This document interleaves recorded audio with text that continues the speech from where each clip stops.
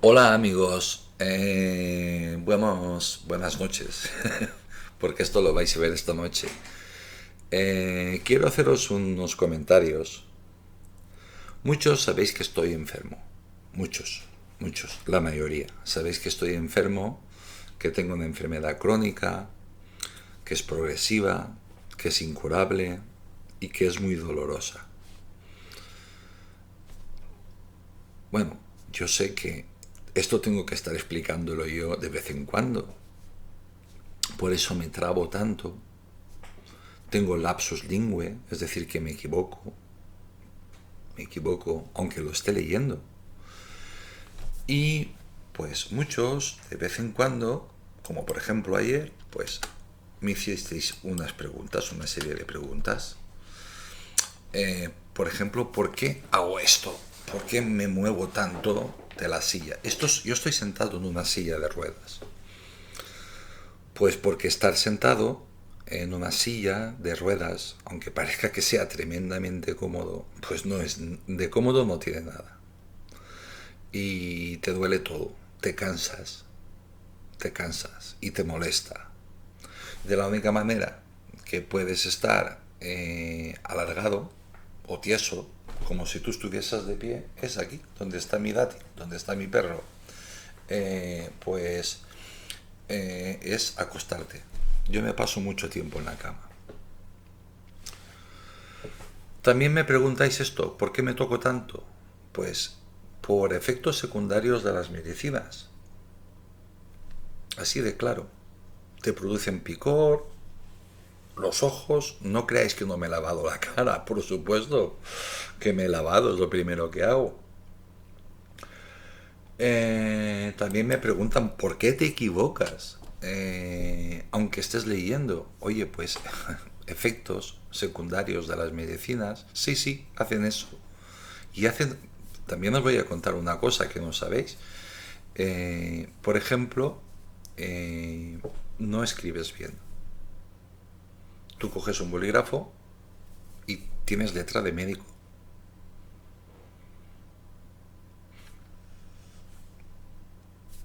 Claro, es que las medicinas que yo me tomo son fuertes, muy fuertes. Solo no me las tomo si tengo que conducir. Entonces no me tomo medicinas. Bueno, explicado esto ya más o menos, pues el enfado de ayer con YouTube, que yo tuve ayer con YouTube. Podéis ver la reacción. Bien, yo he mejorado mi sonido. Mi hijo, que tiene más de 30 años, es decir, tiene más años que el que inventó YouTube. Más años que el que inventó YouTube. Pues él estudió esto, imagen y sonido. Pues mi hijo, que es más mayor que los que inventaron YouTube, y yo compramos un micrófono normalito y una tarjeta de sonido para mejorar el canal. Bueno, yo soy padre, yo no sé cuántos de vosotros seréis padres, pero yo todo el mérito se lo di a mi hijo. Gracias a los imbéciles estos de YouTube, pues ahora tengo que quitarle el mérito a mi hijo para poderos explicar esto.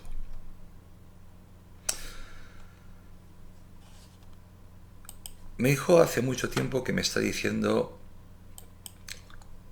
que cambie de plataforma social, que hay otras, él me está diciendo otras,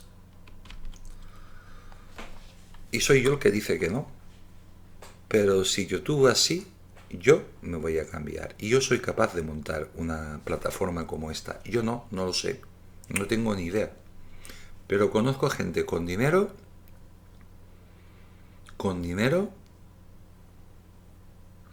y que es capaz de hacer esto. De contratar a personas, de montar esto. Español. Bien, yo, que quede muy claro que yo soy español. Ya os he enseñado hasta mi DNI. Pues bien, yo soy español. Tengo aquí una bandera de España que no quiere decir nada. Es una bandera de España y hasta ahí la tengo porque me da la gana. Eh, bueno, yo estoy en España, me rijo por las leyes españolas. Los de YouTube no quieren regirse, ni los de las plataformas, otras plataformas sociales no quieren regirse por otras leyes que no sean las norteamericanas. Pero Europa se lo está poniendo muy mal. Y cada país europeo también. Y han pagado varias fortunas por tonterías como la de ayer.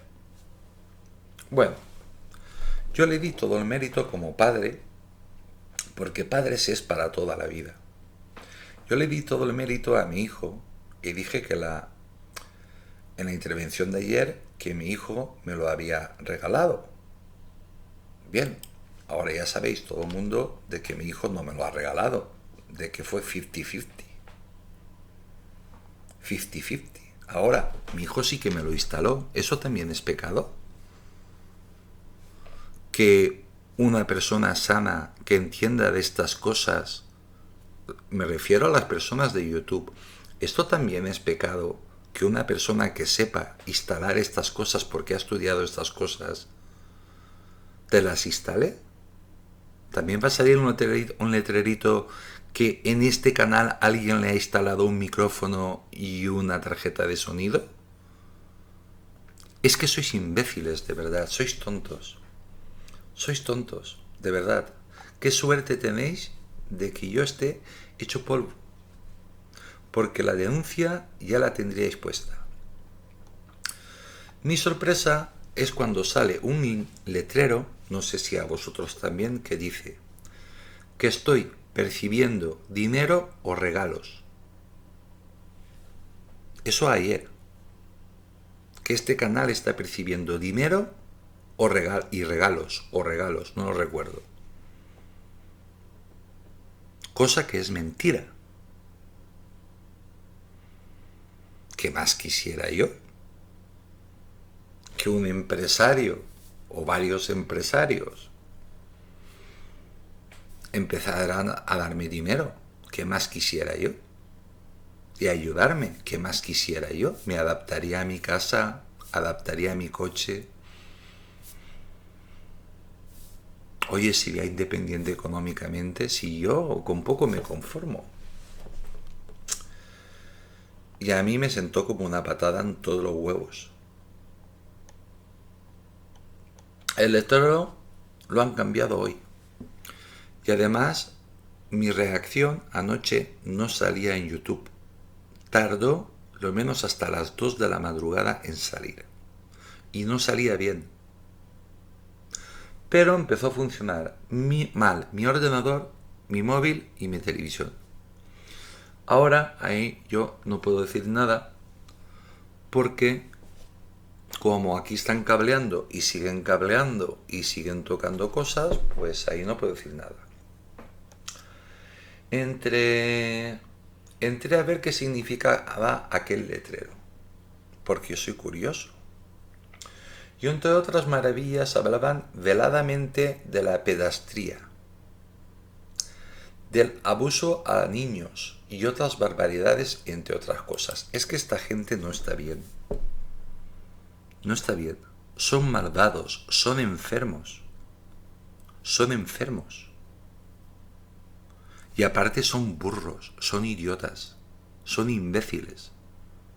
No saben hacer las cosas. Y esto provocó, pues, un enfado por mi parte morrocotudo. Y provocó una reacción por mi parte en directo. La podéis ver. Advirtiéndoles, avisándoles que si no rectificaban les iba a denunciar, y lo voy a hacer. Y además les mandé una nota quejándome. La reacción está ahí, la podéis ver. Les dije, o cambiáis esto y rectificáis, en la nota que les mandé, o os voy a denunciar. Y os voy a pedir muchísimo dinero. Muchísimo dinero. Y os aseguro que yo tengo buenos abogados. De mi larga o corta vida es lo único que queda enterito. El entramado que crearon para mí cuando yo estaba en política, tanto penal y civilmente. Y tengo muy buenos abogados, muy buenos abogados. No un abogado de estos, no, muy buenos abogados. Pues bueno, total es llamarle y decirles, oye, ¿por qué hablo directamente con el jefe del despacho de abogados? Y decirle, oye, 50-50. Bueno, yo soy avaro. 40-60. Yo 60 y tú el 40. Vamos a por ellos. 20.000 millones de euros. Por ejemplo. Vamos a ver lo que sale. Pues estamos en eso. Y yo le estoy dando vueltas. Yo si tengo tiempo para una cosa es para pensar. Bien, también anoche recibí varios comentarios de varias personas felicitándome por la mejora del canal y diciéndome que se escuchaba muy bien, bien o muy bien. Todo no es malo. Y ahora una breve explicación sobre el prólogo de la historia de España, que es de lo que estamos hablando. Y también os tengo que explicar que cuando ya tenía medio reportaje hecho, se abrió la puerta, entraron, hablándome, sabían que yo estaba grabando, porque yo no hablo solo, no he llegado aún al momento de hablar solo. Así que adiós lo que tenía grabado y lo volví a repetir. Pero no conté cosas importantísimas que sí que estaban en la primera parte, que borré anoche. Porque yo anoche hasta las 3 o las 4 no conseguí dormirme, dándole vueltecitas a YouTube. Así que os voy a contar, antes de comenzar el segundo capítulo, pues una cosa muy importante. Porque la historia de España no se puede entender sin esto tan importante que me salté. Se sabe con toda certeza, pero con toda certeza, que la península ibérica, España concretamente porque los yacimientos están en España, ha estado habitada desde el principio de los tiempos. Lo demuestra Altamira, Atapuerca. En la actualidad, como ha avanzado tanto, se intuye que otras civilizaciones. Mi pregunta es, ¿cuáles? Se sabe que los egipcios exploraron el antiguo Egipto, la época de los grandes faraones, exploraron a ver dónde se ponía el sol. Llegaron hasta las columnas de Hércules. Iban de cabotaje, cabotaje, cabotaje, cabotaje, cabotaje, es no perder nunca de vista la costa.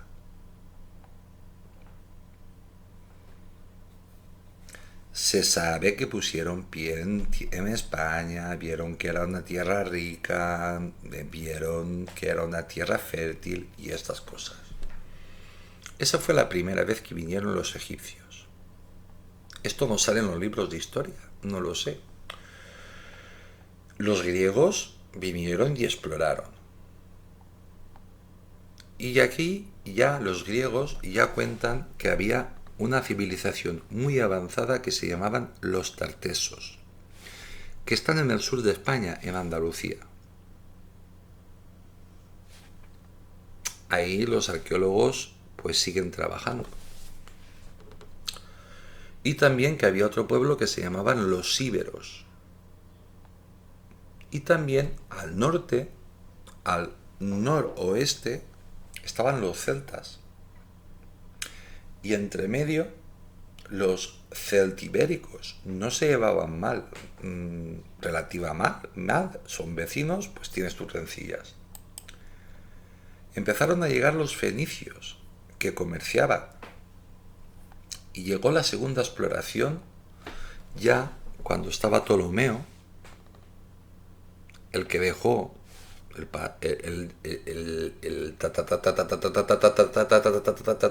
tatarabuelo de Cleopatra, el que dejó a Alejandro Magno y le regaló, después de haber conquistado Egipto, le regaló Egipto. Se hizo faraón y ahí está la dinastía ptolomaica, y mandó otra expedición a España, a la península ibérica. Vieron que aquello había prosperado, que había seguido funcionando, pero no se detuvieron aquí. Ellos iban explorando por el Mediterráneo. A ellos les interesaba por dónde se ponía el sol, porque donde se ponía el sol es donde estaba la muerte. Volvieron los griegos y esta vez volvieron a comerciar. Y vino otro pueblo, los cartagineses, que era un imperio, el imperio de Cartago, que estaba ubicado en el actual Túnez, y se establecieron aquí en España. Concretamente fundaron Cartagena, en Murcia, España. Fundaron otras ciudades. Comerciaban y cosas de estas, nada. Pero estaban en guerra con otro imperio, las guerras púnicas, con el imperio romano, que las perdieron. Cuando el imperio romano, todos los imperios se desmoronan, cuando el imperio romano se desmoronó, en España entraron los godos. Un rey godo abrió las puertas a las tribus guerreras del norte de África. En ningún libro de historia del mundo vais a encontrar la palabra Marruecos, hasta 1600.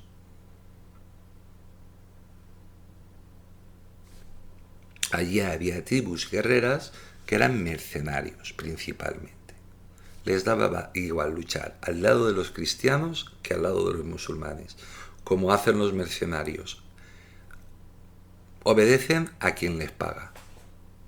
Por eso las tribus tradicionales del norte de África, su deporte nacional era luchar entre ellos y guerrear. Claro, tenías que estar en forma y tenías que estar preparado para la lucha. Pues bien, un rey godo, un traidor, el rey Rodrigo o no sé quién, estoy hablando de memoria, pues abrió las puertas, porque aquello estaba ya. Ceuta, Melilla y estas cosas ya eran españolas en aquella época. Y las Canarias y cosas de estas. Pues, y las islas y peñones. Fijaos, Marruecos no existía. Pues bueno, un rey traidor abrió las puertas, los buques de guerra que bloqueaban el estrecho, pues desaparecieron y empezaron a llegar moritos y moritos y moritos y moritos los musulmanes a España. Y mientras aquí los reyes godos se estaban matando unos a otros, los moros, los mercenarios que llegaron aquí dijeron: Virgen Santa, esto es un vergel. Estos idiotas matándose entre ellos y nosotros viviendo en pura arena. Pues llamaron a más gente y conquistaron España. Hasta que los reinos españoles empezaron a unificarse. Los pararon en Francia, Hasta que los reinos cristianos españoles en el norte empezaron, y tardamos 800 años en echarlos fuera.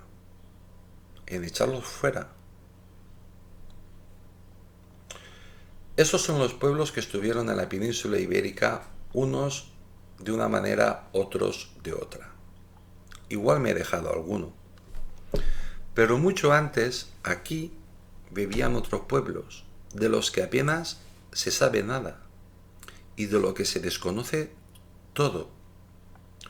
Pues España siempre estuvo habitada. ¿Por quién? Amigos, eso no se sabe. Estamos hablando de la prehistoria. ¿Quién pintó las cuevas de Altamira? Siempre creímos que fueron nuestros abuelos cromañones. Pues no. Parece ser que no. Pero hoy se piensa que las pinturas son más antiguas. Las cuevas de Altamira están consideradas como la Capilla Sixtina de la prehistoria. Pues hoy se piensa que las pinturas son más antiguas y encima que las hicieron otros. ¿Quién las hicieron? No lo saben. Lo que los arqueólogos en la actualidad dicen que nuestros cromañones no fueron ellos. Un artículo aparecido hace poco en la prestigiosa revista Science ha resquebrajado el paradigma tradicional científico que solo atribuye capacidad cognitiva a los homínidos de nuestra especie, los sapiens. Es decir, nosotros, los Homo sapiens. El texto hace una nueva cronología de las pinturas rupestres de las cuevas de Cantabria y Asturias, llevadas a cabo por 11 investigadores de varios campus ingleses y españoles, liderados por Alistair Pike de la Universidad de Bristol. Como veis, aquí no se está jugando ni en tercera división. Aquí se está jugando en la Champions League de los arqueólogos y de los historiadores y de los investigadores. Este es el resultado de un nuevo método para la datación creado por el propio Pike. Consiste en la medición de los isótopos de uranio en las calcitas, una costra milimétrica, sedimento de milenios y no el viejo carbono 14. Es que la ciencia avanza una barbaridad. El nuevo procedimiento ha dado grandes sorpresas porque atribuye a las pinturas una antigüedad mucho mayor a la estimada hasta ahora. Bueno, espero que estéis sentados, porque aquí sí que vamos a hablar de años. De los 17.000 o 18.000 años que se le calculaban hasta que el equipo de Pike comenzó sus trabajos en el 2008, los resultados les han permitido remontarse unos 20.000 años más. Es decir, 37.000, 38.000, vamos para redondear, entre 40 y 50.000 años.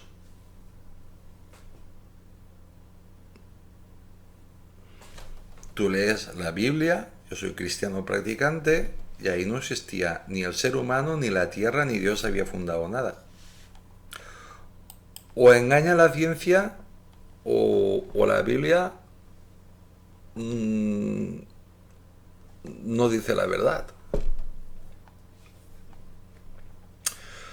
Con la nueva cronología, el caballo del techo de las manos de la cueva de Altamira podría haber sido pintado hace 37.000 años. Por supuesto que Marruecos hace 37.000 años ya había hecho 7 imperios mundiales.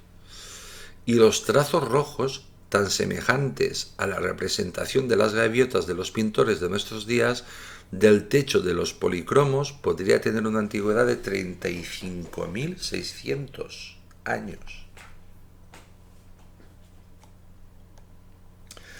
Tanto en la Cueva del Castillo como en la asturiana de Tito Bustillo y el resto de los campos de trabajo de los investigadores, los dibujos podrían tener varios miles de años más de los que hasta ahora se atribuían. La historia ronda entre los 40.000 hasta los 40.800 años a los 50.000 en algún caso. Está por ahí, pero realmente no lo saben. Algún medio ha exagerado a toda velocidad y las ha declarado las más antiguas de la humanidad, pero lo verdaderamente importante es otra cosa. Si esas pinturas tienen entre 35.000 y 40.000 años, es verosímil que no las hiciésemos nosotros, o sea, el Homo sapiens o el hombre de Cromañón. Es muy posible que fuesen nuestros primos extinguidos, los neandertalenses.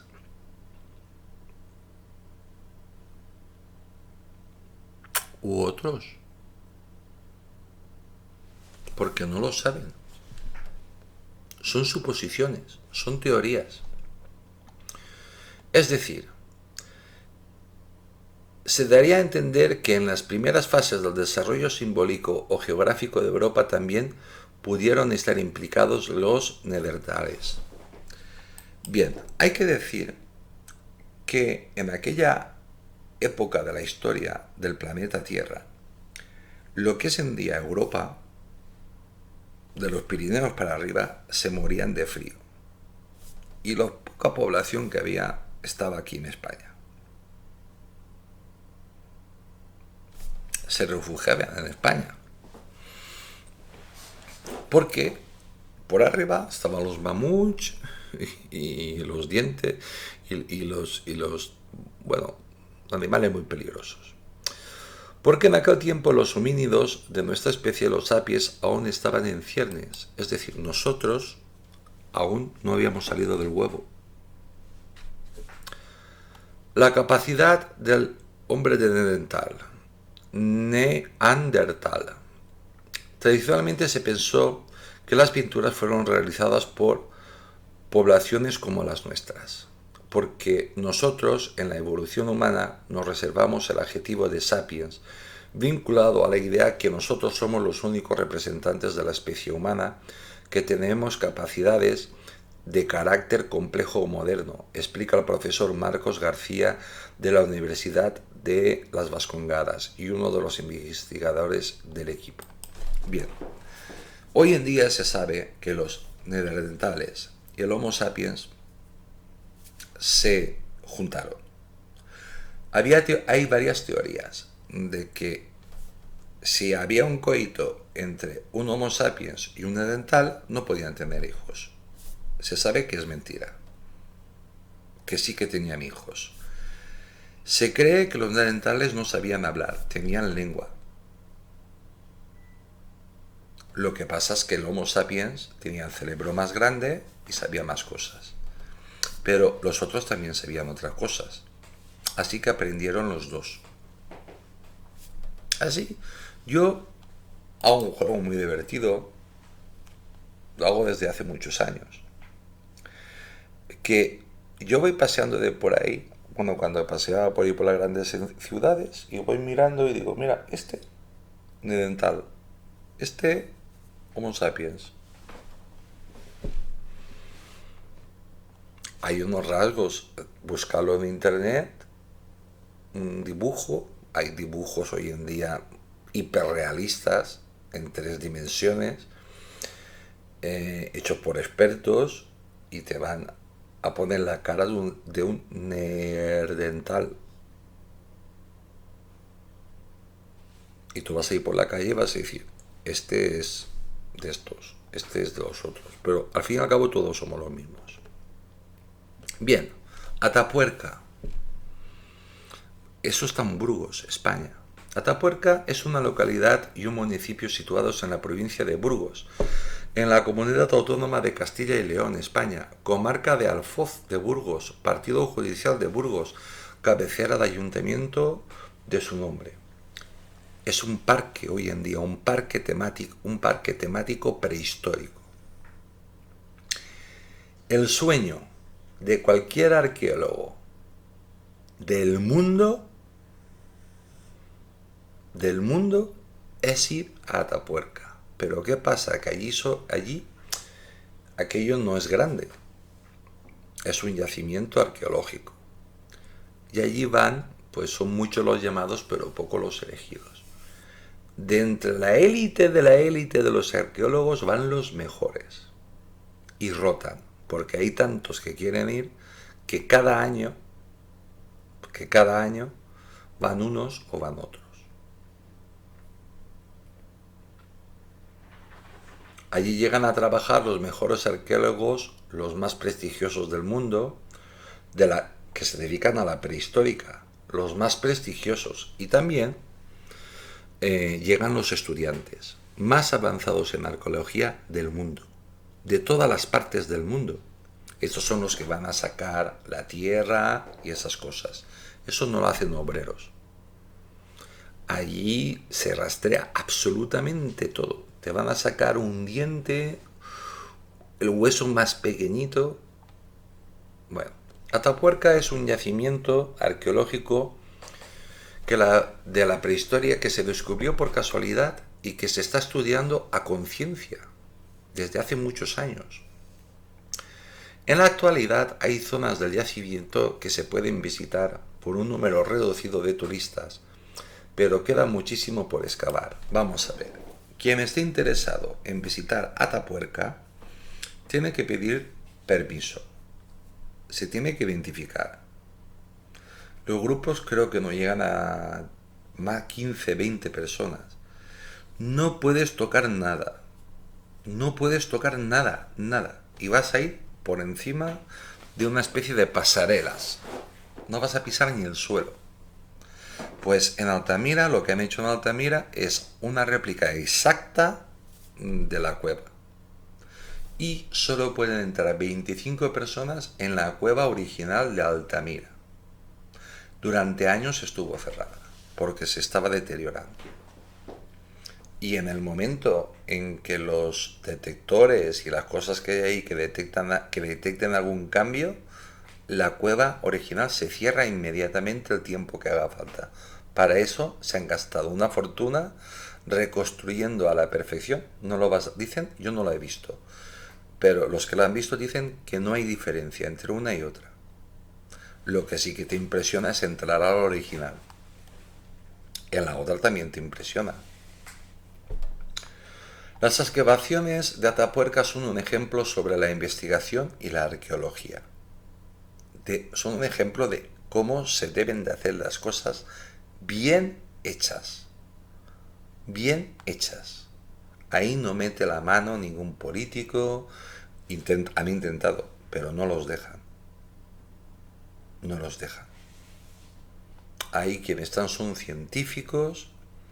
Lo llevan 3 científicos españoles. Lo más florido son los directores del yacimiento de Atapuerca. Y bueno, buscadlo en internet, lo vais a encontrar. Altamira y Atapuerca. Precioso, de verdad. Es conocida mundialmente por albergar los yacimientos de Atapuerca, cuna del primer europeo. Celebra anualmente el Cross de Atapuerca, seleccionado en 2012 como el mejor de España. Geografía. El municipio de España en la provincia de Burgos, comunidad autónoma de Castilla y León, de área 24,74 kilómetros y una población de 209 habitantes. Es decir, es un pueblo pequeñito.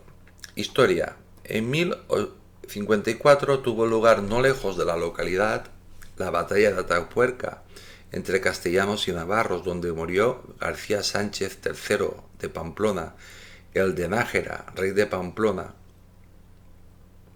1054, casado con Etiniete de Barcelona y con Estefanía.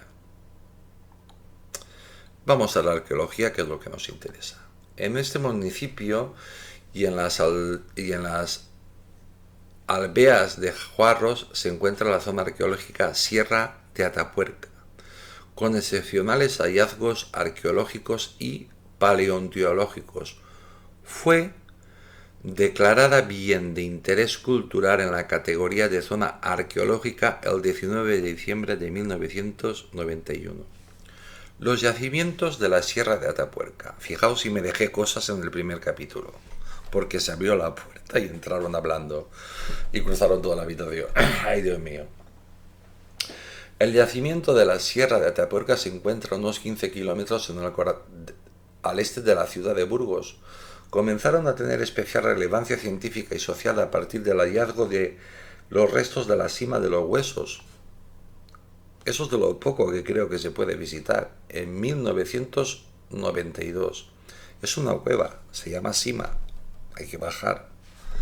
Y del hallazgo 2 años después de los restos humanos de más de 900.000 años que definieron una nueva especie conocida como Homo antecesor. Y ahora me pregunto yo, ¿esos que pintaron la cueva de Altamira era el Homo antecesor? Es que se sabe nada, no se sabe nada. En el año 2000, la UNESCO declaró los yacimientos de Sierra de Atapuerca Patrimonio de la Humanidad.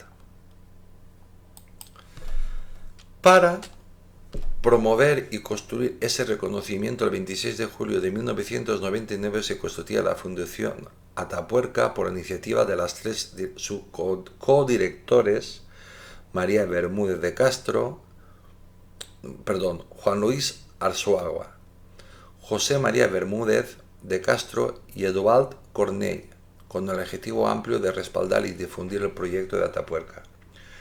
Los yacimientos de la Sierra de Atapuerca se han encontrado restos fósiles y evidencias de presencia de 5 especies de homínidos diferentes. Alucina, vecina. Homo sapiens, aún puede determinar, no lo tienen claro que sea un Homo sapiens, de 1.300.000 años. Homo antecesor, 850.000 años. Pre-neandertal, 500.000 años. Homo neanderthalis, 50.000 años. Y el Homo sapiens. Fijad si había homínidos en la prehistoria en España. Fijaos. Pues bueno, si queréis saber más, pues ahí están los libros de historia. Yo siempre os recomiendo los libros de historia, y a los vagos, pues al Rincón del Vago o aquí, a internet. Pero esto vale la pena, buscar Atapuerca, buscar estos nombres y buscarlos, porque es impresionante, igual como Altamira, igual como las civilizaciones que he citado antes. Y vamos a la historia de España, primer capítulo. Y aquí os voy a sorprender a todos, porque voy a hablar de los Trastámara. Los Trastámara. Muchos españoles estaréis dando vueltas. ¿Quiénes son los Trastámara? Pues eso, ¿quiénes son los Trastámara? Porque realmente no se sabe. En la actualidad no se sabe. Y si sabe, no lo dicen. Porque todo está rodeado de un secretismo espectacular. Es para hacer una película de verdad. Pero nosotros estamos viendo, pues mira, yo qué sé, cualquier chorrada que nos suelten en la televisión.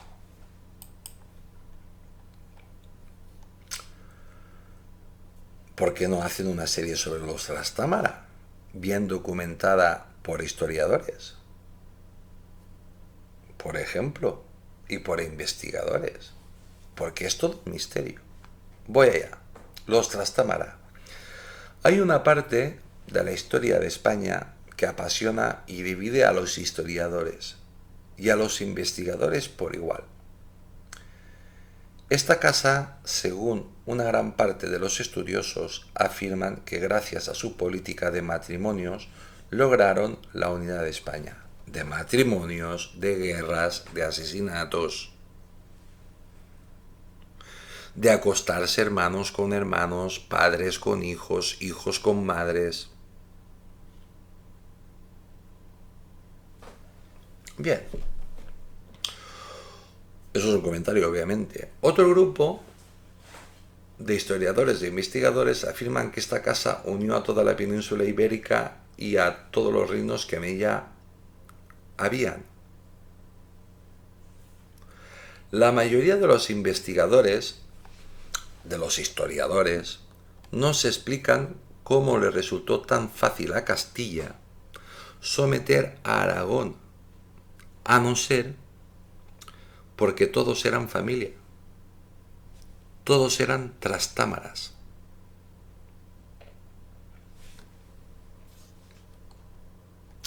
aquí voy a hacer un comentario y si sale, pues lo leeré o lo obviaré.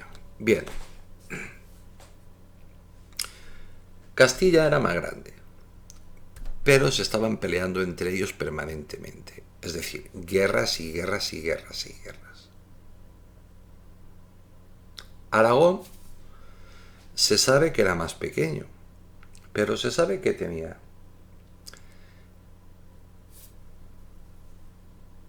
unas posesiones estratégicas en el Mediterráneo y eran los dueños del Mediterráneo, del Mediterráneo occidental.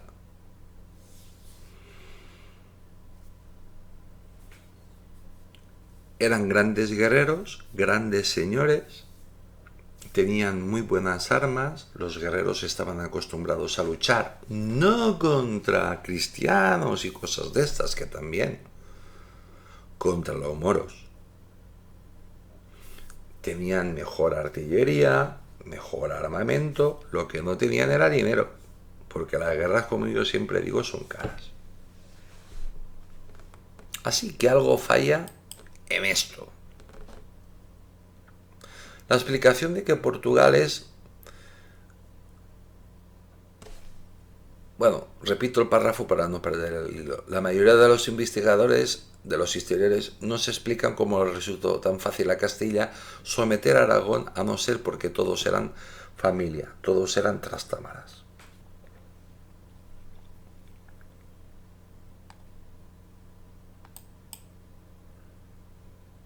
Navarra pertenecía a la corona de Aragón. Las Vascongadas también. A todo eso eran los tiempos de que por ahí iba el Cid también dando vueltas. La explicación de pero del Cid solo existen los cantares del mío Cid.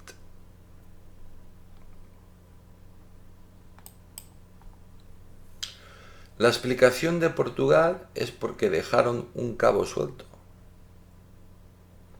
No le dieron importancia a un simple maestre de campo, el maestre de Avis, que era hermano bastardo del anterior rey. No lo mataron. Y ahí los trastámaras se equivocaron. Ellos eran profesionales de matar, asesinar o declararte la guerra. El patrimonio fue reconocido como rey y reina de Portugal por la nobleza, pero por el pueblo no.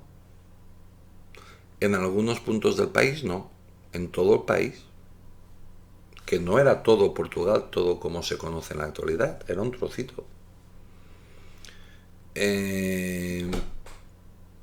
Lo cual devino en una revuelta encabezada por el maestre de Avis, que era hermano bastardo del rey anterior.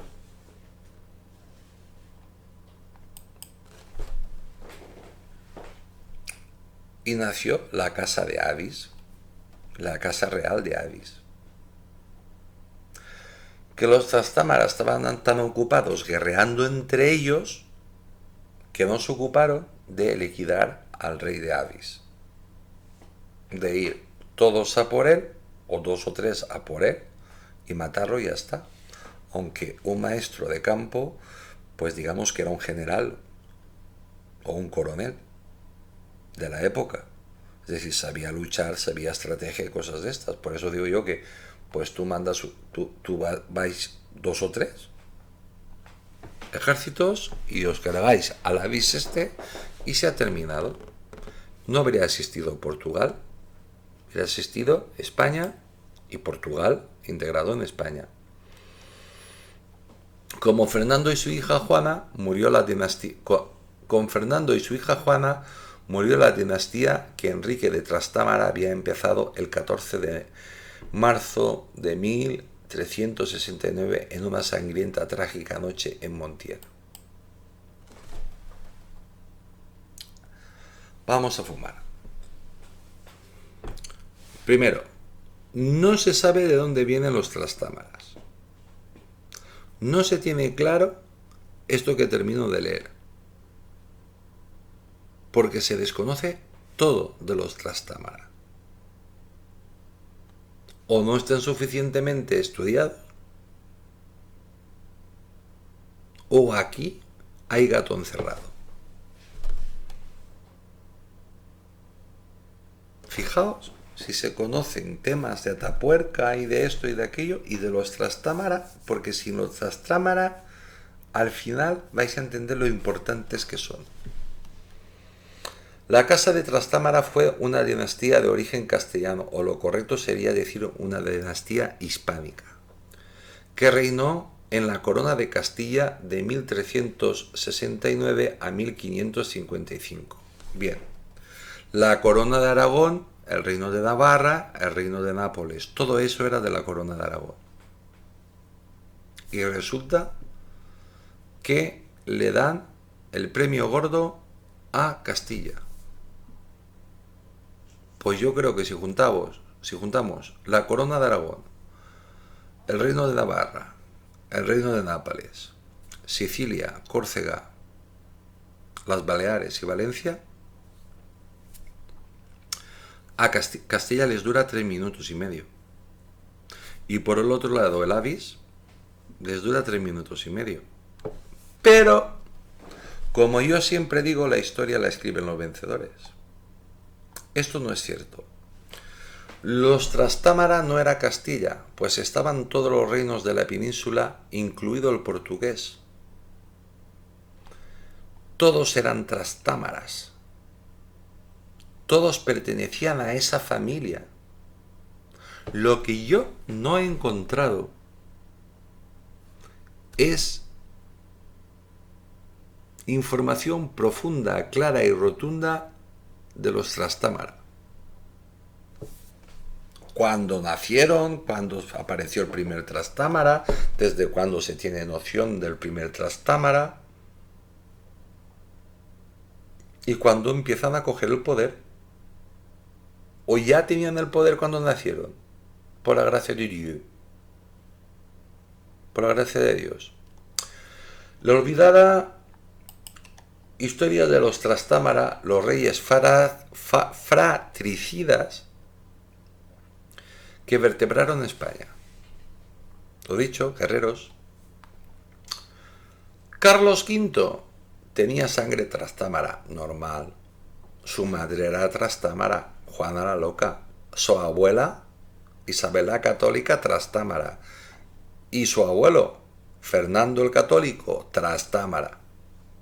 Curioso, ¿verdad? Todos Trastámaras.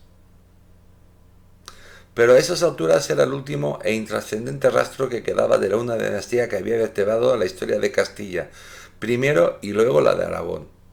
Yo, particularmente, este humilde youtuber piensa que no están diciendo la verdad o no lo saben. Y apostaría más por la primera opción que por la segunda, que no están diciendo la verdad. Hagan otros la guerra. Tú, feliz Austria, cásate, porque los reinos de Marte da a otros. A ti te los concede Venus. Rezaba la traducción de unos versos latinos del siglo XVI sobre la estrategia llevada a cabo por los Habsburgo para extender sus, aquí pone tentáculos, para extenderse sobre Europa. Es que Europa era de los Habsburgo y de los Austria. Y como estaba Carlos, el rey emperador, pues era de España. Así de claro. Frente a estos monarcas austriacos y sus prodigios matrimonios, la familia de los fratricidas castellanos, yo no sé por qué tanto fratricida, asesino. No sé quién ha escrito esto, la verdad. Se ahogó a orillas de la Edad Moderna y sin más desapareció. ¿Desapareció? Yo no sé dónde elijo los textos, la verdad, y mira que los contrasto. Yo creo que elijo el peor. De verdad. O por lo menos, yo soy masoquista, por lo visto, y leo los que más me molestan, o a lo mejor lo hace el inconsciente para hacer comentarios, no lo sé. No lo sé. Con Fernando y su hija Juana murió la dinastía de Enrique de Trastámara, que había empezado el 14 de marzo de 1369 en una sangrienta noche en Montiel. Yo, particularmente, no me lo creo. Tras casi 20 años de guerra, donde Enrique de Trastámara y su hermano Pedro I el Cruel o el Justiciero, dependiendo del bando, se disputaron la corona de Castilla, involucrando a numerosos reinos vecinos, incluidos los de Francia y Inglaterra. Ambos se encontraron frente a frente en Montiel. Hay que decir que Francia sí que era una potencia, pero Inglaterra no era nada, nada, nada. Inglaterra intentaba jugar con los mayores y salía siempre estropeada. Y aparte no tenía un duro, no tenía un céntimo. Sigamos. ¿Dónde está ese jodido hijo de puta que se nombra rey de Castilla? Gritó Enrique de Trastámara, hermano bastardo del rey, antes de ensalzarse en un duelo fratricida que dio a Castilla un nuevo rey y origen a una nueva dinastía, Enrique el fratricida de los Trastámara. La guerra entre los dos hermanos empezó con la repentina muerte de Alfonso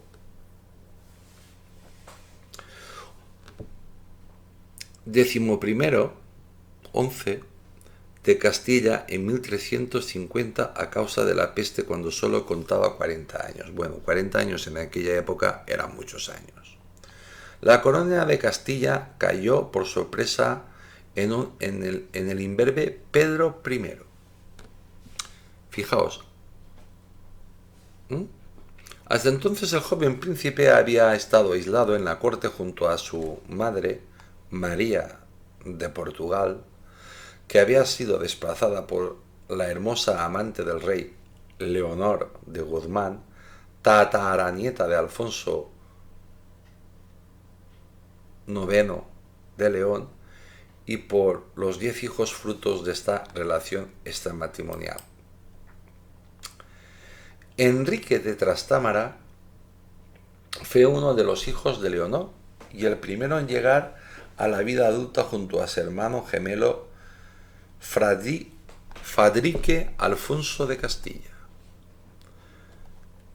El conde Trastámara le hace la guerra a Pedro I.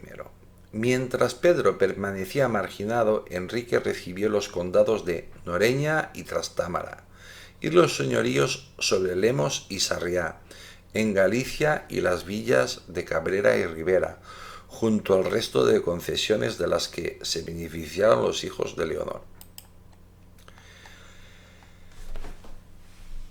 La muerte de Alfonso IX revirtió la situación. Con la llegada al poder de Pedro I y de su madre María de Portugal, los hijos de Leonor perdieron el apoyo de buena parte de la nobleza y tuvieron que huir de la corte. La guerra civil costó muchas vidas a ambos bandos. Como siempre, España en guerra. Leonor y varios de sus hijos fueron ejecutados por orden del rey, que fue apodado a la postre el Cruel. A la muerte en 1369 terminó el reinado de la Casa de Borgoña en Castilla y empezó el de la Casa de Trastámara. Estamos hablando del 1300.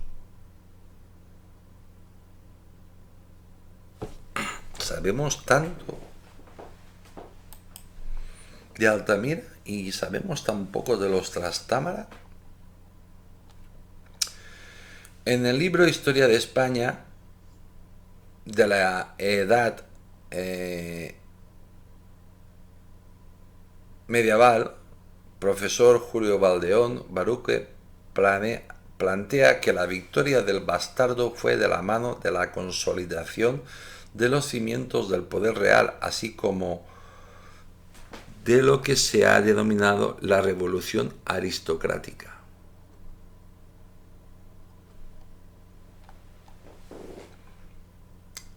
Igual los reyes no entraron por casualidad. porque alguien les ayudó.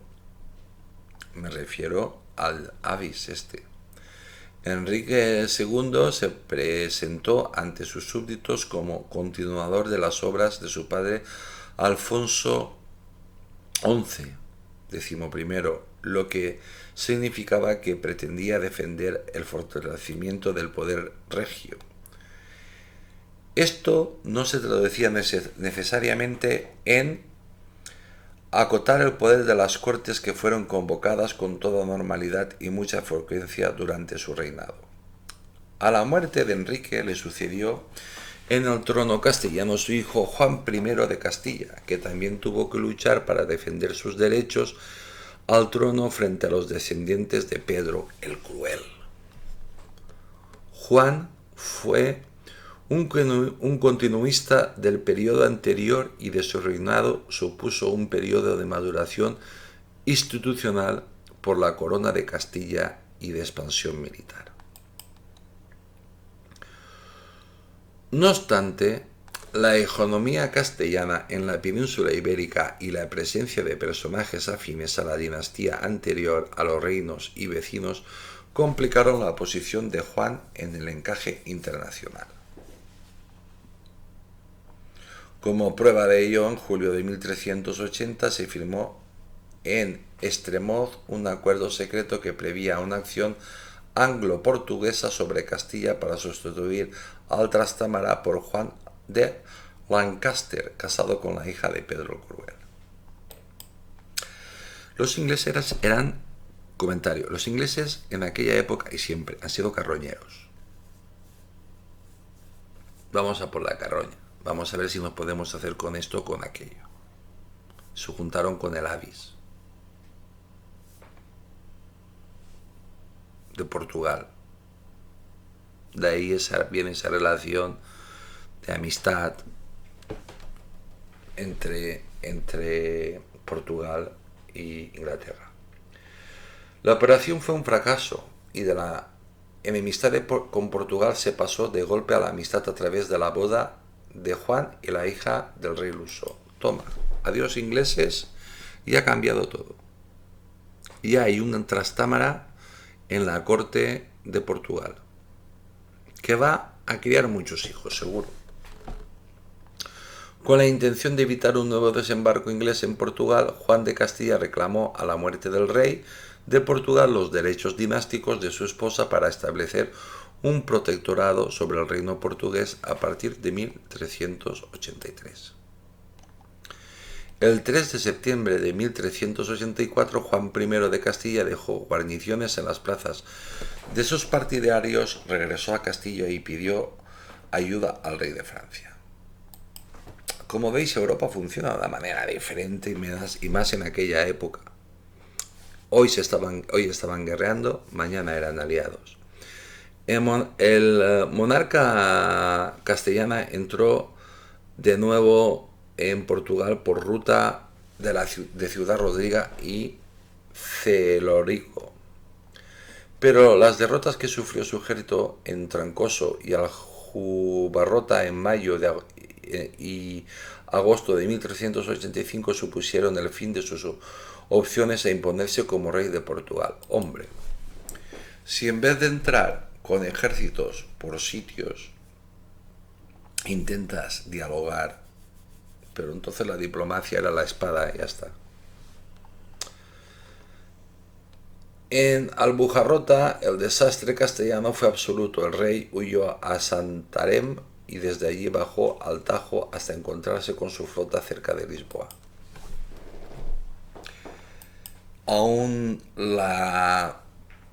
Ya estaba inventadísima la diplomacia, pero como veis no se aplicaba nada. Se hacía lo que al rey le pasaban directamente por sus huevos.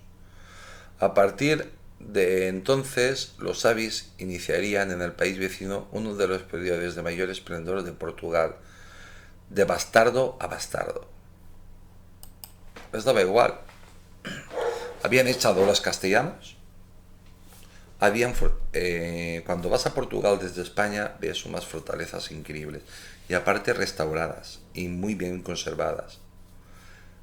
España debería tomar ejemplo con la burrada de castillos que tenemos. Solo se fijan en los castellanos, pero en la zona conquistada no se fijan. Aquí hay un castillo, está totalmente destrozado. O lo restauras tú con tu dinero, que el ayuntamiento obviamente no puede, o lo restauran las autoridades. A partir de entonces, los sabios iniciaron en el país vecino uno de los periodos de mayor esplendor de Portugal, de bastardo a bastardo. Se afianzan en Castilla, desembarcan en Aragón. La derrota castellana en Portugal llevó a pensar a Juan de Lancaster que se trataba de un momento excelente para volver a reclamar el trono castellano, e incluso el Papa Urbano VI se aprestó a ello. Si se descuidan los castellanos, se queda sin Castilla, y Castilla hubiera pasado a Portugal. Más torpes no podían ser. La reconoció como rey en abril de 1386. No obstante, la dinastía Trastámara reaccionó. Fijaos, en este párrafo es tremendamente importante y clarificador. No obstante, la dinastía Trastámara reaccionó reorganizando su ejército y sus estructuras políticas para hacer frente a la amenaza inglesa. ¿Qué son los Trastámara? Bien. Cuando los ingleses desembarcaron en La Coruña en julio de 1386, no hallaron el reino desarticulado que esperaban, sino todo lo contrario.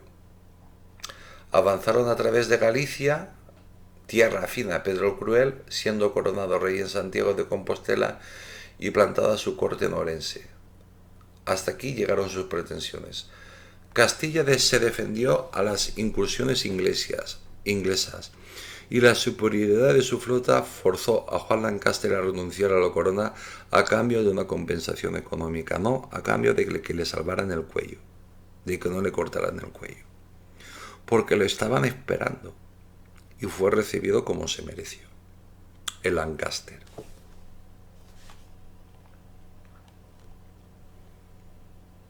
No pagaron ni un céntimo. Se quedaron con los barcos, le dejaron unos más estropeados para que volviera a las islitas. Y el que tuvo que pagar hasta la corona, lo que llevara, y el traje y todo, el tío llegó en calzoncillos, si llevaba calzoncillos, a las islitas.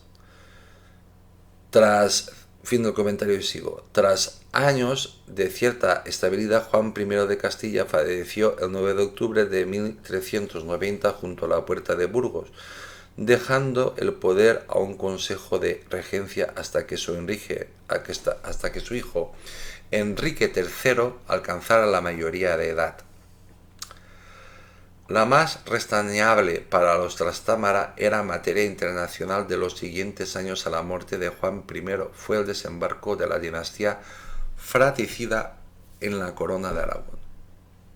Pero si ya estaban los Trastámaras ahí. Y fijaos también, porque es muy revelador este párrafo. Fue el desembarco de la dinastía fratricida en la corona de Aragón. Los molieron a palos, la corona de Aragón, a los castellanos, pero eran familia. Y no los mataron a todos, y Aragón no conquistó Castilla. Mi opinión, yo no soy historiador. Pero hasta que alguien no escriba un libro de historia hablando de los Trastámaras con todo lujo de detalles, y otro historiador por otra parte, y otro por otra parte, y otro por otra parte, oye, que me lo expliquen, porque yo ya no puedo leer. A lo largo del reinado de Pedro IV de Aragón finalizó una sensación de crisis general. ¿Crisis general? Pues que los dos reinos más fuertes de la península se habían enfrentado en guerra. Y Castilla estaba temblando.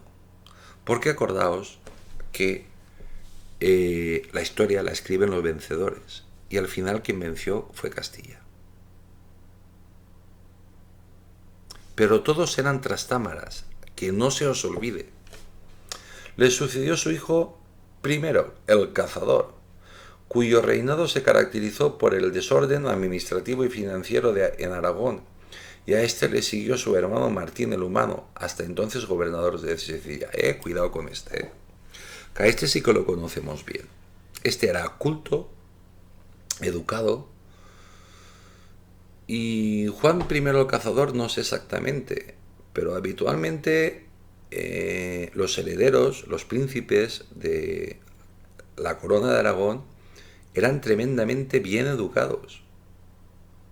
Eran tan bien educados que eran educados por los cruzados. Algo sabrían, que eran monjes guerreros. Es que la contrapropaganda no la inventaron ni los italianos, ni los ingleses, ni estos, ni aquellos, estos de la leyenda negra. Nosotros también sabemos hacer contrapropaganda. Lo que pasa es que nunca hemos hecho una cosa como a la leyenda negra. Nunca hemos tenido tanto odio a nadie. Y si lo hemos tenido, nos lo hemos tragado. Martín trató de ganarse el favor de las oligarquías urbanas, muy descontentas con la anarquía del anterior reinado, pero finalmente quedó atrapado en el terreno de la indecisión y nada pudo hacerse para finalizar los enfrentamientos banderizos que dividían los reinos de Aragón y Valencia. Eso no es verdad. Eso no es verdad. En Valencia, yo soy valenciano, en Valencia hablas de Martín el Humano y te se llena la boca. Es uno de nuestros reyes preferidos. Ahora, si este historiador dice esto, es porque lo sabrá mejor que los valencianos. Pero en fin, pero tiene una mirada espectacular y posiblemente después de Jaime I el Conquistador, el rey más querido sea este. Así que mal en Valencia, en el reino de Valencia, no lo hizo. Al contrario. Como veis, los historiadores también mienten. O por ignorancia, o porque quieren. La historia la escriben los vencedores. Acordaos siempre de eso. En el 1410 Martín I moría sin dejar hijo varón vivo, sí dejó un nieto ilegítimo, Fadrique, ni hermano al que dar la corona. A esta situación se decidió que el sucesor de Martín I sería el que designara al Parlamento General de la Corona, por lo cual se reunieron en febrero de 1411 en Calatayud las Cortes de Aragón bajo la presidencia del arzobispo de Zaragoza, García Fernández de Heredia. Ojo al dato. En aquella época, los obispos los elegía el rey, la corona. Los podía elegir el papa, pero el rey podía decir, mira, Datio, tú vas a ser obispo.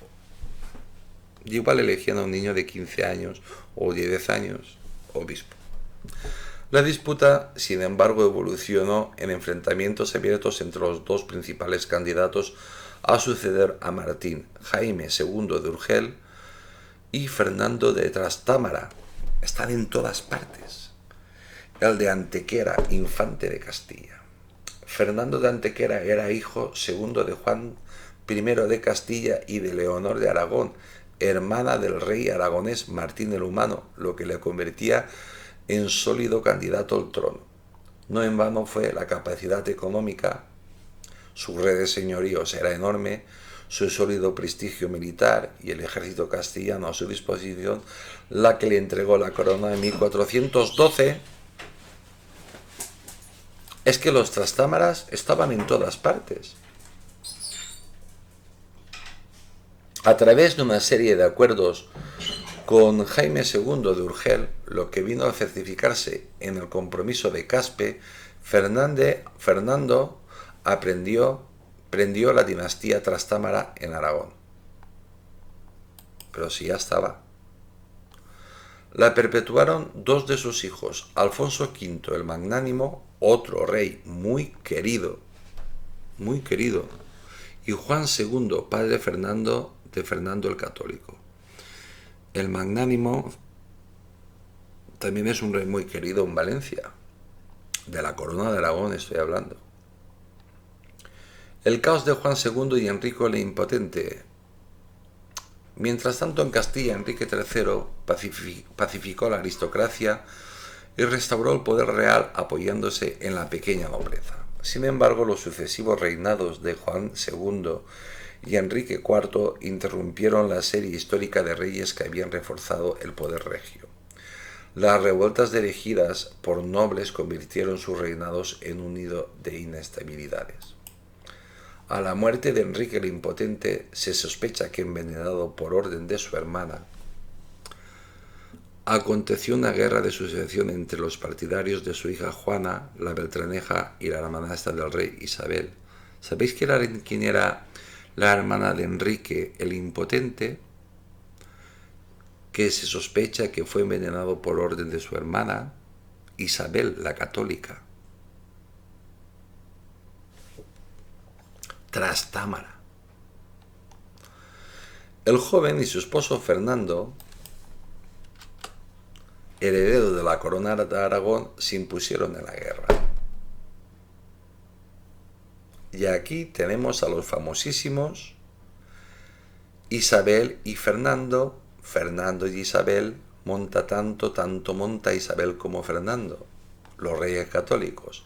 Dos descendientes trastámaras reinaban al fin juntos en los dos principales reinos hispánicos.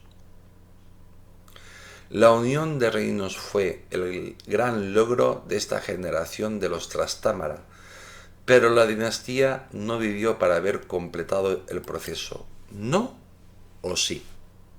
Es mi comentario. Los reyes católicos casaron a dos de sus hijos, Juan y Juana, con dos vástagos del archiduque Maximiliano de Austria, que era el emperador del Sacro Imperio Romano, con el objetivo de alejar la amenaza francesa que se cernía sobre las posiciones aragonesas en Italia. Francia había intentado muchas veces conquistar el reino de Nápoles, que era desde tiempos ya casi inmemoriales de la corona de Aragón. Mirad, otro de los territorios que se quieren venir, en el caso de que Italia se divida de Roma para abajo, pero Nápoles y un montón igual se vienen a España. Pues se vienen, se integran.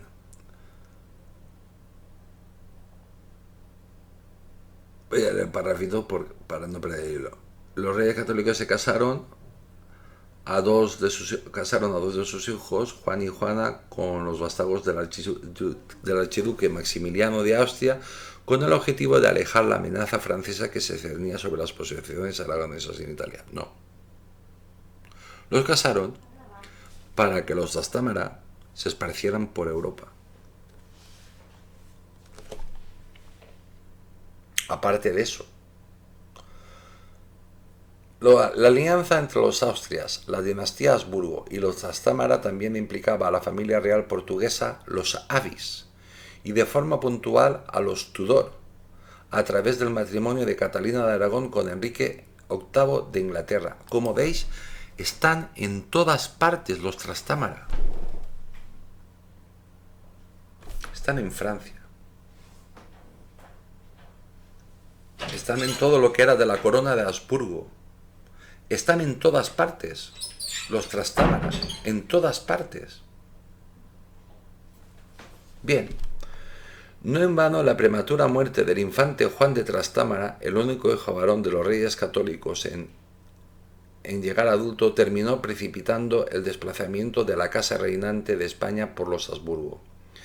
Pese a que Fernando el Católico intentó hasta sus últimos días, posiblemente a consecuencia de esos esfuerzos sexuales, falleció. Bueno, Fernando el Católico toda su vida se la pasó follando.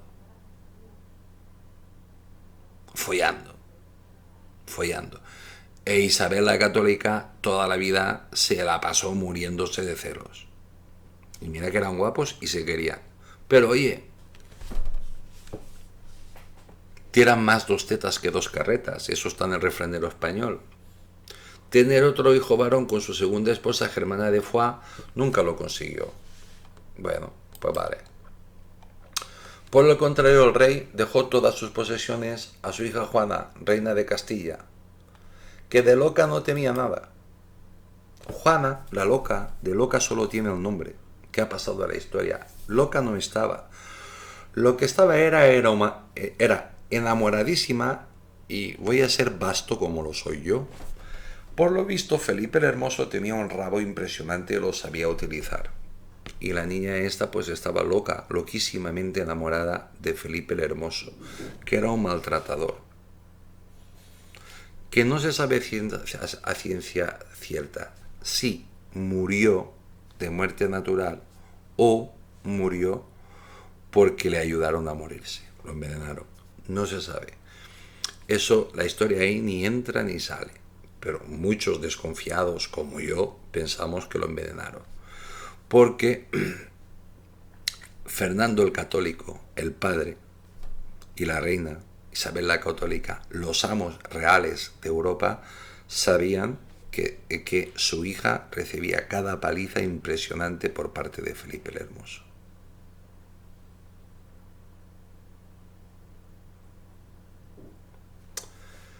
Todos sabemos cómo terminó Juana. Terminó llamándose, ha pasado la historia, llamándose Juana la Loca, reina de Castilla, la auténtica reina de Castilla.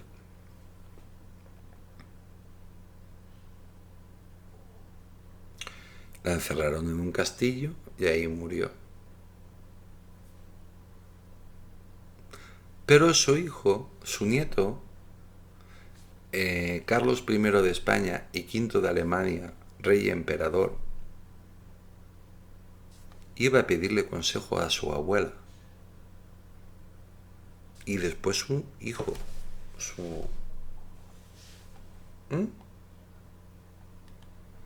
aunque muy loca no estaría. Pero si te encierran en un castillo, no te dejan salir ni a pasear por los jardines, por mucha corte que tengas, y por que corte tampoco tenía pues al personal que la ayudaba y ya está, y a una hija.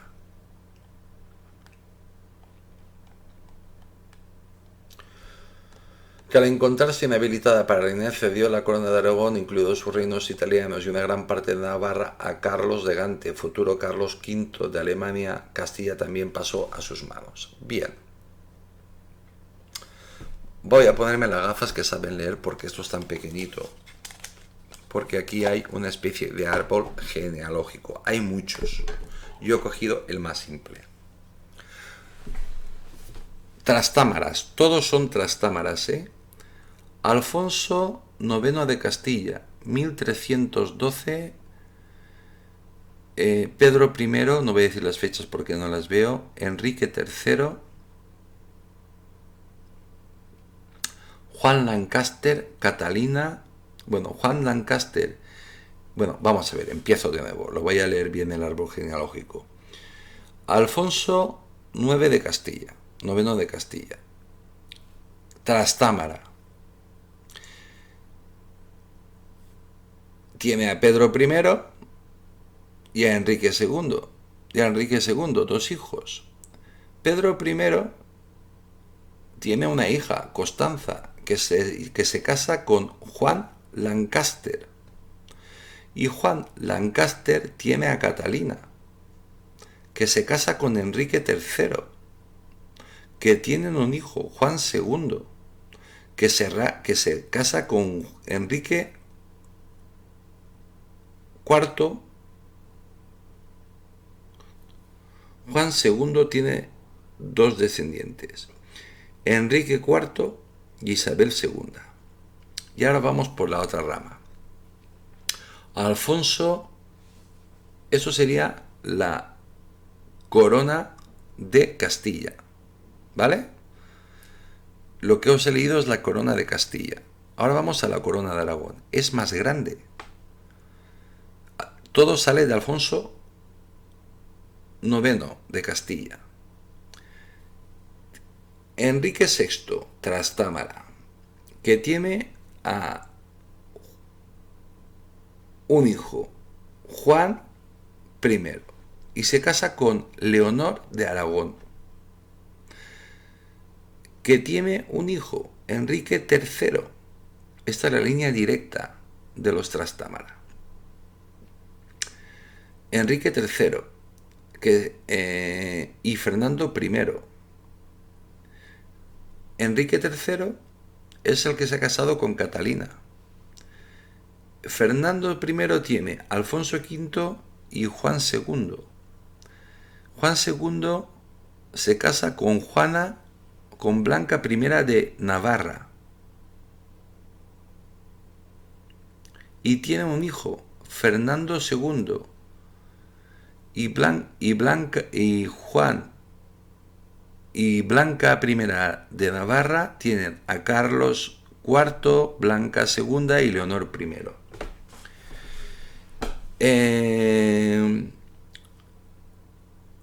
Bien, la dinastía de los Trastámara, línea de sangre pura, es Enrique II, Juan I, Enrique III, Juan II, Enrique IV, Isabel I, Juana I. Eso por parte de... Ahí ya se... Bueno, ahora voy a leer la parte aragonesa. La línea directa es Fernando I, Alfonso IV, Juan II, Fernando II, Carlos IV, Blanca II, Leonor I. Más grande la parte de la dinastía. Y donde se juntan las dos dinastías es en Juana I. Se juntan dos veces. Se junta en el matrimonio de de Juan I con Leonor de Aragón. Ahí se juntan las dos coronas, Castilla y Aragón. Siguen con Enrique II casado con Catalina y Fernando I, que tiene a Alfonso IV y a Juana IV. Catalina y Enrique IV pues tienen a Juan I. Como veis, la corona de Aragón era más grande que la de Castilla. Hablando de los Trastámara, de los Trastámara. Pues bien, Isabel y Fernando pues eran Trastámaras los dos. ¿A qué es todo un misterio? Pues bien, y hasta aquí. Sé que esto de la historia, a la gente que no le gusta la historia, es duro, y sobre todo cuando das fechas y das datos, y sobre todo cuando empiezas con los árboles genealógicos, que yo lo he ampliado, más no lo puedo ampliar, porque si no se me salía la pared. Y hasta aquí. Bien. Vuelvo a repetir que es dura la historia cuando te metes en ella más o menos en relativa profundidad. Tampoco he profundizado tanto, se puede profundizar muchísimo más, pero yo creo que está bien, incluso demasiado. Pero hay que conocer la historia de España. Si los Trastámaras, no se entendería la historia de España. Sin los Trastámaras, y hasta aquí, pero aquí vienen mis reflexiones. Sin los Trastámaras, que no está nada claro quiénes son y de dónde salieron. Hombre, salieron de España, se supone. No se hubiera conseguido la unidad de los reinos de la península ibérica, incluido Portugal. Pero es que de los Trastámaras se conoce poco. Es todo un misterio que los historiadores aún no han conseguido resolver o no lo han dicho.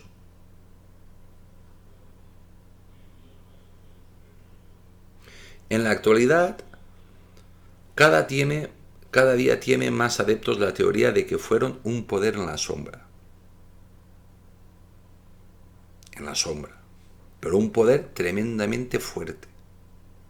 Porque estaban, sobre todo en España, porque los trastamaras salen de España. Pero tenían poder en Francia, tenían poder en Italia, tenían poder en la Casa de Habsburgo, tenían poder en Portugal, tenían poder en Inglaterra. Es que no había más. Y tenían poder en el Vaticano, no había más. Porque los demás países no existían, estaban en la alta o en la baja Edad Media, como queráis verlo.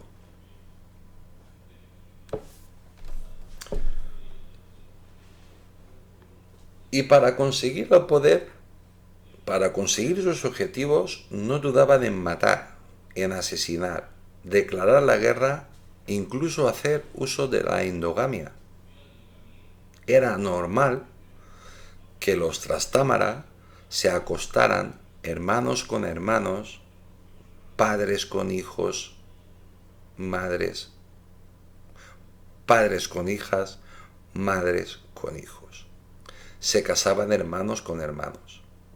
Y la pregunta que está ahí encima en la mesa es que es pura lógica. ¿Aún existen los trastámaras? ¿Existen aparte como trastámaras o como una organización? Tanto que hablamos de Davos, de del otro, de las cosas de esta. Con los siglos y con el poder que han tenido si han sido listos. Han tenido tiempo para crear la organización más poderosa del mundo, por encima de la leyenda negra y todo lo que queráis. La pregunta es, ¿la reina de Inglaterra será trastámara? Todas las monarquías que existen hoy en Europa serán trastámaras. ¿Habrá algún presidente de alguna república? Y me voy a la otra punta de América. Pero América del Norte, ¿habrá algún presidente o habrá representación de trastámaras en Norteamérica? Porque en América Latina seguro. Como veis, es todo un misterio. Pues bueno, amigos, nada, pues aquí el segundo capítulo de la historia de España. Yo me imagino que para muchos de vosotros, los trastámara, pues los habéis descubierto hoy. Para otros no. Para otros estoy seguro que no. Pero vamos, segurísimo de que no. Pero la vida es así. La vida, pues, te da muchas sorpresas. Cada vez aprendes más. Y lo bonito de estas cosas es enterarte de las cosas y aprender más y sobre todo si es nuestra historia. Yo no voy a profundizar, aunque esté dando muchos datos y cosas de estas, pero es que de los trastámara, yo que he leído mucha historia a lo largo de mi vida porque me apasiona, me gusta mucho la historia, vuelvo a repetir, yo no soy historiador, pero yo he leído la historia por gusto y por placer mío. Pues bueno, pues de los trastámara nunca se ha dicho nada en las escuelas ni en los institutos. Me imagino que los que hacen historia, pues igual lo han estudiado. Pero ¿a qué es curioso? ¿A qué es curioso?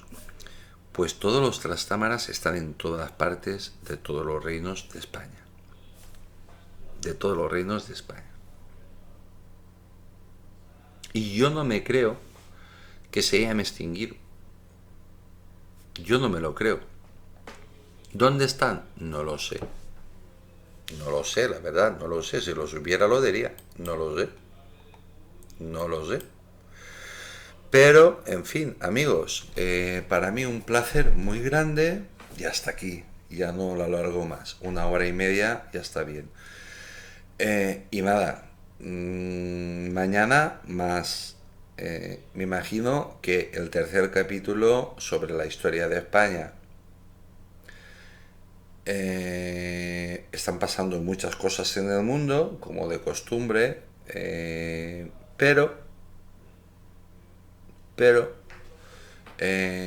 yo no estoy viendo nada que este humilde servidor no os haya contado. No os haya contado. No os haya contado. Pues nada, pues eso, pues soy Tony Garcés, os mando un abrazo muy grande desde Valencia. Espero no agobiaros demasiado con estas historias. Pasado mañana intentaré hacer otra reacción para que os desagobiéis. Y nada, y yo contento y feliz. Os deseo a todos que tengáis muchísima salud. Un abrazo muy grande desde Valencia, España. Y nada, mañana más. Mañana España. Tercera parte o segunda parte, no lo recuerdo, ya me he descontado. Segunda parte. Historia de España, segunda parte. Y haré algo para desempalagar. Para desempalagar. Pero vosotros me lo decís, seguid o sigue o pon algo para desempalagar. Pues bien, amigos, muchísimas gracias. Soy Tony Garcés, no sé si lo he dicho ya, fijaos mi memoria cómo funciona. Y que Dios os bendiga a todos. Mañana el capítulo segundo de la historia de España. No os lo perdáis. Vamos a aprender muchísimo sobre la historia. Y ya digo, no estoy profundizando, ¿eh? Hasta mañana.